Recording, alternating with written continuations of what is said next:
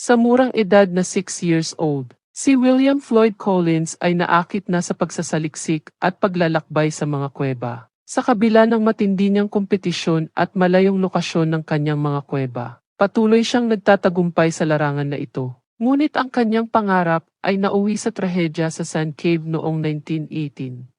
Si Floyd Collins, ipinanganak noong June 20, 1887, sa Logan County, Kentucky, ay anak ni Lee at Martha Jane Collins. Ang lugar na ito ay mayaman sa mga kuweba, at ang kanyang mga magulang ay may-ari ng sakahan malapit sa Mammoth Cave, isang kilalang sistema ng mga kuweba sa Estados Unidos.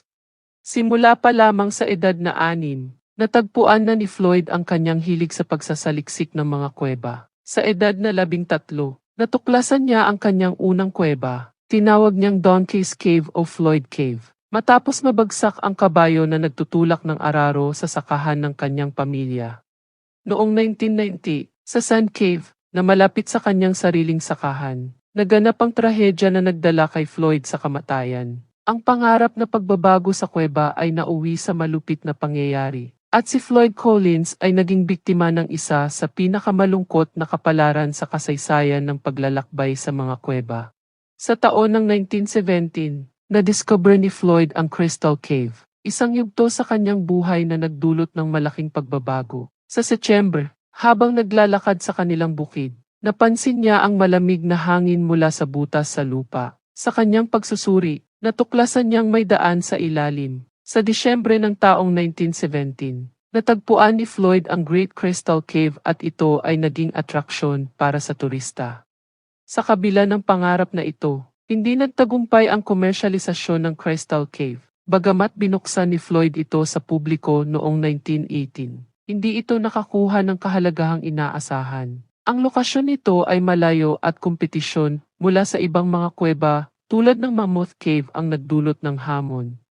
Sa gitna ng mga pagsubok, hindi sumuko si Floyd. Nag-ambisyon siyang bumangon mula sa pagkatalo. Sa tulong ng pamilya, nagpasya silang hukayin ang Sand Cave, isang malapit na kuweba na pagmamay-ari ni Beasley Doyle. Determinado si Floyd na gawing kilala ang Sand Cave. Ito ay naging simula ng bagong yugto sa kanyang buhay.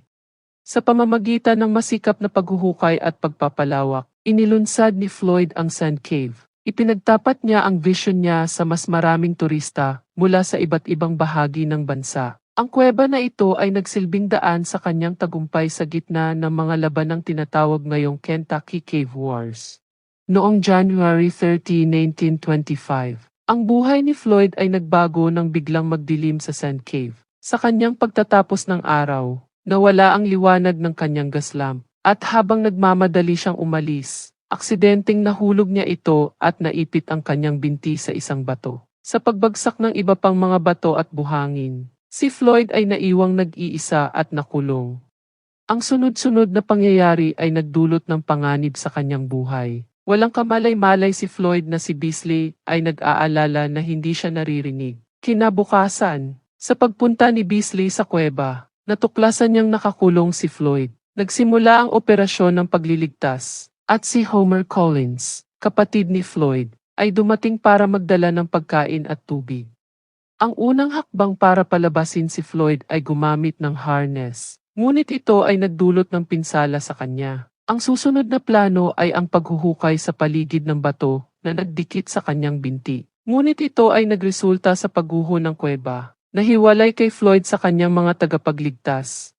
Sa pamamagitan ng mga pagsubok, nagiging sikat ang Sand Cave, at libu-libong tao ang dumadayo. Ngunit sa gitna ng pag-asa, isang trahedya ang nangyari. Ang paghuhukay para iligtas si Floyd ay nagdulot ng pagguho ng kuweba. At bagamat naabot ni Floyd ang 13 days na pag-survive sa sarili. Pero noong February 16, binawian na siya ng buhay. Naiulat ni Skeeter Miller na ang kanyang flashlight ay nagpapakita ng mukha na puno ng pagdurusa. Dahil si Collins ay nag-ambisyon sa bawat sandali. Nagkaroon ng seremonya ng pag-alala. Ngunit ang katawan ni Floyd ay hindi na nakuha.